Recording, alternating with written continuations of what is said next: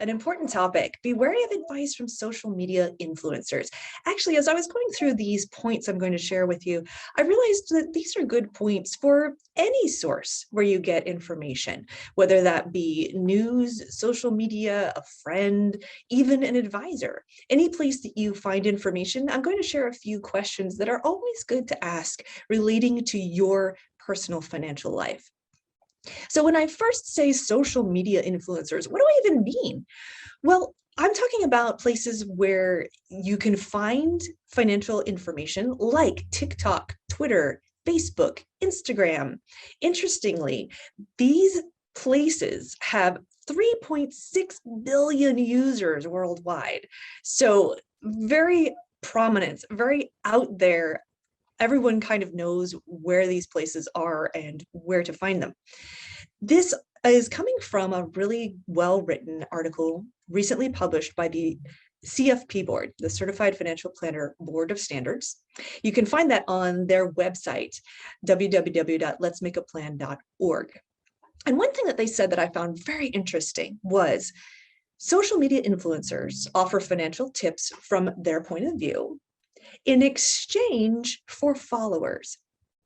And I liked how they brought to the forefront that social media influencers are not usually sharing the information just to be nice. There is an actual exchange that goes on here.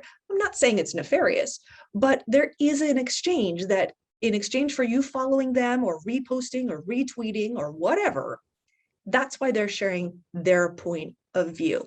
So that's one thing to keep in mind. Now, social media, I am not saying is bad at all. Social media does have some very good uses. So I want to highlight those. For example, especially for people who are new to financial terms and topics, this can be a great place to find out what's going on, getting familiar with the topics and the terminology. What if you were just starting out and you never heard of a 401k, or you weren't really sure what a mutual fund was? And why did your uncle say that an annuity was really a bad thing? Social media can be a good place to start to get familiar with what these terms mean and what's going on in the news.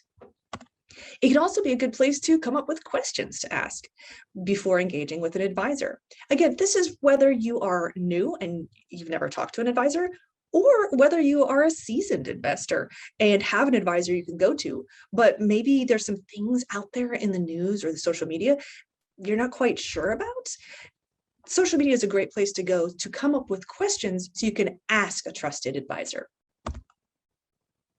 Having said that, social media may not be the best for some other things. For example, advice specific to your situation. Very often, a person on social media will be sharing their personal experience or their personal opinion. What does it have to do with you? Very important thing to consider is that maybe their situation really isn't anything like your situation. So even if they made a bunch of money on Bitcoin, their situation might be different from yours. Important to keep in mind. Here's another one. Social media influencers generally are trying to deliver a punch of short information. They're probably not going to have to spend time on taking the whole picture into account. So the piece of information they may be sharing with you might not take other things that are really important into account. Here's an example. Let's say you Googled how to roll over my 401k, and you found a couple of YouTube videos that talked about the steps to do so. Great. Those can be helpful, but do they ask important questions like, do you still have a loan out on your 401k? What are the plan rules? There can be a lot of really specific questions that you need to ask to take the whole picture into account and not just a quick and easy answer. So who can help you do that and take the whole picture into account? Well, a financial advisor, first off. But before I get ahead of myself, 3 things to look for in a social media post. One thing is a narrow view or solution. When I was talking about they might not take the whole picture into account, what if even worse, the particular social media person always has the same solution, always has the same product, always loves For example, life insurance is the solution to all of life's problems. Well, as a financial planner, I can tell you that's not always true. Even if something is great for certain people, it might not be in other situations. So just be aware if a person is always recommending the same solution, you might want to question that. The next is the influencer. How are they spreading their influence? Sometimes it might be they're getting paid from advertisements.